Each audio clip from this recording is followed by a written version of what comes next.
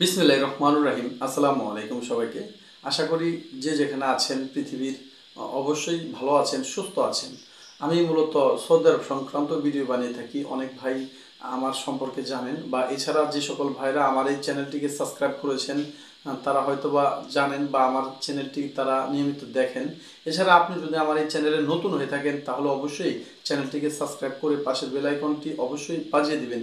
আজ আমি আপনাদের মাঝে একটি ব্যতিক্রম ভিডিও নিয়ে এসেছি।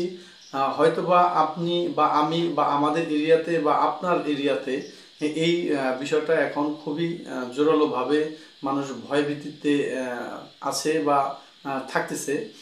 সেটা হলো, স্ক্রিনে আপনি দেখতেছেন একটি সাপের ছবি। এটাকে সবাই রাসেল ভাইপার বলতেছে, বা রাসেল ভাইপার এই সাপটির নাম। হয়তোবা আপনিও আতঙ্কিত এই রাসেল ভাইপার নিয়ে। রাসেল ভাইপার মূলত একটি দেশীয় সাপ। আমি যেটা যতটুকু জেনেছি, এটা দেশে অনেক আগে থেকেই আছে, বা এটাকে চন্দ্রঘোড়া নামে আমাদের এরিয়াতে বা আমাদের এলাকায় এই সাপটির নাম। হয়তোবা এই সাপটির নাম বাইরে বা অন্য অন্য জায়গায় কি নামে প্রচলিত ভাবে আপনারা জানেন সেটা আমি জানি না। আমাদের এলাকায় এটাকে চন্দ্রঘোড়া বলে থাকে এই সাপটির নাম। এছাড়া আমি ইদানিং শুনতেছি এই সাপটির নাম নাকি রাসেল ভাইপার। এই সাপটি সাধারণত অনেকেই বলতেছে যে এটা ইন্ডিয়া থেকে এসেছে, ইন্ডিয়া থেকে এই সাপটি এসেছে। এছাড়া আমাদের এরিয়াতে, যা আমাদের এলাকাতে অনেকেই এই সাপটির ছবি দেখে অনেকেই বলতেছে এই সাপটি আমাদের এলাকায় বা অনেক আগে থেকেই আছে, হয়তোবা অতটা না। এটাকে চন্দ্রঘোড়া সাপ বলে থাকে। আমাদের এলাকার যেসব মুরব্বী আনগণ আছেন, পুরানা অনেক বয়সী, যারা ৮০-৯০ বছর বয়স, এই ধরনের লোকের কাছে আমি জিজ্ঞাসা করে যতটুকু জেনেছি এই সাপটির নাম তারা এটাই বলেছে। আপনিও হয়তোবা জানেন, আপনার এরিয়াতে এটাকে রাসেল ভাইপার বা রাসেল ভাইপার নামক যে সাপটি আমাদের এলাকায় বা আমাদের দেশে এসেছে, এটা অনেকেই এই বিষয়ে অনেকেই ভয়ের ভিত্তিতে আছে বিধায় আপনিও হয়তোবা ভয় পাচ্ছেন। আপনার যদি এই ধরনের সাপের উপরে যদি ভয় বেশি কাজ করে, আপনার যদি এই সাপটি দেখে থাকেন আশেপাশে, তাহলে অবশ্যই আপনার বাড়িটি, অবশ্যই যদি আপনি গ্রামে বাস করে থাকেন, আপনার বাসার আশেপাশে অবশ্যই আপনার যত আগাছা আছে সবগুলোকে পরিষ্কার পরিচ্ছন্ন করবেন। আপনার বাড়ির ভিতরে যদি কখনো কোথাও ময়লা আবর্জনা বেশি অনেক দিন যাবৎ আছে, এই ধরনের কোনো জায়গা থেকে থাকে, অবশ্যই আপনি সেগুলোকে পরিষ্কার পরিচ্ছন্ন রাখবেন, একটু সচেতন থাকবেন। তাহলেই দেখা যাচ্ছে এই ধরনের সাপ থেকে আপনি, যদিও আপনার এলাকায় এসে থাকে, তাহলে আপনি একটু সচেতন থাকলে আপনি রেহাই পাওয়ার সম্ভাবনাটাই বেশি। তারপরে একটি কথা, আল্লাহ তালা হায়াত মত আল্লাহর হাতে যদি হয়ে থাকে, যদি আপনার এই ধরনের সাপে কাটার পরে আপনার মৃত্যু হয়ে থাকে বা হয়, সেটা আল্লাহ তালার উপর থেকেই নির্দেশনা হবে। কিন্তু আল্লাহ তালা আমাদের বিবেক বুদ্ধি দেওয়াতে আমরা যতটুকু পারি সচেতন থাকার চেষ্টা করব। কার মৃত্যু কিভাবে আছে সেটা তো আমরা জানি না, তারপরেও আমাদের চেষ্টা থাকবে যে এই সাপটি শুধু নয়, যে কোনো সাপ থেকে আমরা যদি যদি একটু ভালো থাকার চেষ্টা করি, যদি একটু এই সাপ এড়িয়ে চলার চেষ্টা করি, তাহলে আপনার বাসার আশেপাশে যত আগাছা ময়লা আবর্জনা বা যত জঙ্গল আছে, যদি আপনি পরিষ্কার পরিচ্ছন্ন রাখতে পারেন, যদি আপনি ভয় পান বেশি, তাহলে আপনার নিজের আপনার বাড়ির আশেপাশে পরিষ্কার করার দরকার নাই। আপনি প্রয়োজনে কিছু টাকা খরচ করে মানুষ নিয়ে যদি আপনি পরিষ্কার পরিচ্ছন্ন রাখেন, তাহলে দেখা যাচ্ছে এই সাপের থেকে আপনি, ভয় থেকে আপনি নিজেকে একটু স্বাচ্ছন্দ্য বোধ বা নিজেকে একটু কমফোর্টেবল রাখতে পারবেন।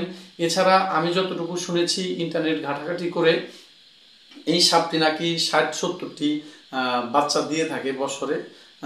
হয়তোবা এই সাপটির বংশ বিস্তার আগে এত ছিল না, ইদানিং অনেক হয়েছে। অনেক এরিয়াতে দেখতেছি যে রাসেল ভাইপার সাপটির প্রচলন বা সমাগম দেখা যাচ্ছে। এজন্যই আপনি কোন এরিয়া থেকে আমার এই ভিডিওটি দেখেছেন বা দেখতেছেন সেটা আমি জানি না।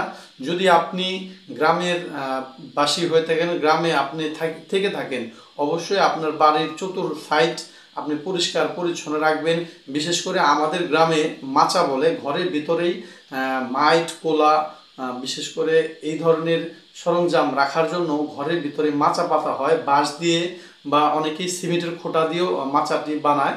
আপনার বাড়িতে যদি এই ধরনের মাচা থেকে থাকে বা আপনি ওই মাচাওয়ালা ঘরে যদি থেকে থাকেন, অবশ্যই মাচার নিচ বা ভিতর সবসময় আলো রাখার মতন ব্যবস্থা রাখবেন। বা যদি এই ধরনের জায়গা আপনি কখনো যাওয়ার চিন্তা থাকে বা মাঠ থেকে কিছু আনার প্রয়োজন হয় বা মাচার ভিতরে উঠতে হয়, অবশ্যই মাচার আগে লাইট দিয়ে দেখে তারপরেই সেখানে যাবেন। এছাড়া আপনি সবসময় চিন্তা রাখবেন যে আপনার বাড়ি যদি পরিষ্কার পরিচ্ছন্ন থাকে, কোথাও ইঁদুরের গর্ত যদি দেখেন সেটাকে সঙ্গে সঙ্গেই বন্ধ করে দিবেন। এছাড়া আপনার আশেপাশে পরিষ্কার পরিচ্ছন্ন থাকলে, আমি যতটুকু বুঝি গ্রামের ছেলে হিসেবে আমি বুঝতেছি, এতে আপনি সাপ থেকে অবশ্যই থাকবেন, সেফলি থাকবেন। এছাড়া এখন বর্তমানে বর্ষাকাল, বর্ষা মৌসুমে শুধু রাসেল ভাইপার নয়, অনেক সাপই দেখা যাচ্ছে। আপনার এরিয়াতে যদি পানি এসে থাকে, বর্ষার পানি বা বন্যার পানি, তাহলে আপনার চতুর সাইডে যদি পানি থেকে থাকে আপনার এলাকায়, তাহলে দেখা যাচ্ছে ওই সাপগুলো আপনার বাড়িতে বা কারো না কারো বাড়িতে উঠবে, উঠার চেষ্টা করবে। এজন্যই আপনার বাড়ি যদি পরিষ্কার পরিচ্ছন্ন থাকে, এই সাপগুলো বা যে কোনো সাপ নিয়ে আপনার বাসায় উঠতে পারবে না। এছাড়া আপনি সেগুলোকে করতে পারবেন, সেগুলোকে আপনি অবশ্যই মারতে পারবেন বা সেগুলোকে আপনি তাড়িয়ে দিতে পারবেন যদি আপনার বাড়িটি সম্পূর্ণভাবে পরিষ্কার পরিচ্ছন্ন থাকে। এই কথাগুলো বলার জন্য আজকের এই ভিডিওটি। আমি মূলত প্রবাসী ভাইদের জন্য এই ভিডিও বানাই। আমি নিজে একজন প্রবাসী, সৌদি আরব প্রবাসী।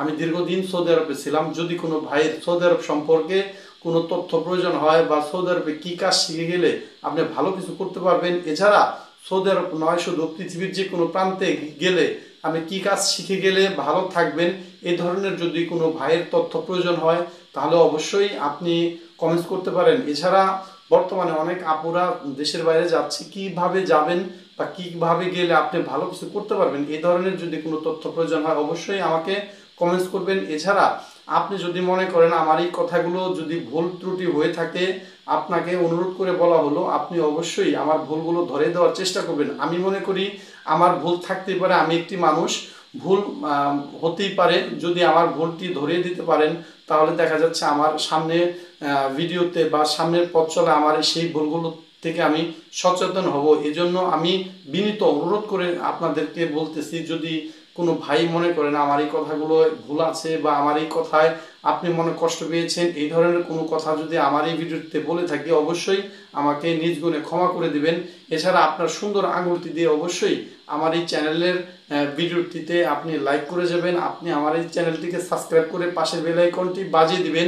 আমি একটা কথা বলতে পারি, আমি কাউকে ক্ষতি করার জন্য, কাউকে উদ্দেশ্য করে কোনো কথা বলি না বা বলার চেষ্টাও করি না। আমি চাই কোনো ভাইয়ের যদি আমার দ্বারা উপকার হয় আলহামদুলিল্লাহ, আর যদি না হয় আমার দ্বারা যাতে কোনো ভাইয়ের ক্ষতি না হয় বা কোনো আপুর কোনো বোনের ক্ষতি না হয়, সেই কথা চিন্তা করে আমি সবসময় চলার চেষ্টা করি। আজ এতটুকুই। যদি আমার এই ভিডিওটি ভালো লাগে অবশ্যই আমার চ্যানেলটিকে ভিজিট করবেন, সেই কথা বলেই আজকের মতো এখানে রাখতেছি।